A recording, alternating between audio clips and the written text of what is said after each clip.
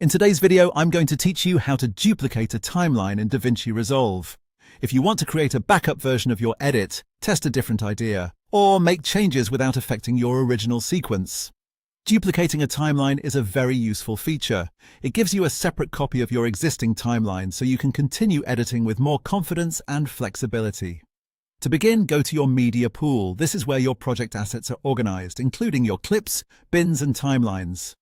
If you're new to DaVinci Resolve, it's helpful to remember that timelines are usually stored there just like other project elements, so that's the first place you'll want to check.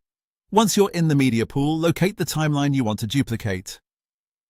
Take a moment here to make sure you've selected the correct one, especially if your project contains multiple timelines with similar names. Being careful at this stage can help you avoid creating a copy of the wrong edit. After you've found the right timeline, click on it, and then right-click the same timeline to open the context menu.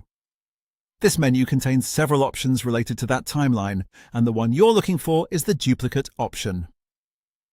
From the menu, choose Duplicate Timeline. As soon as you do that, DaVinci Resolve will create a copy of the selected timeline.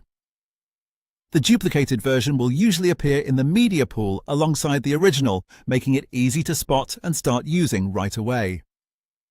At this point, it's a good idea to rename the duplicated timeline so you can clearly tell it apart from the original.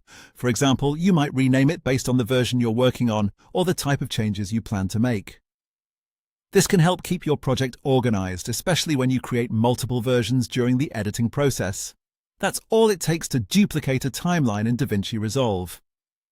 It's a quick and simple action, but it can make a big difference in your workflow by helping you stay organized and edit more safely.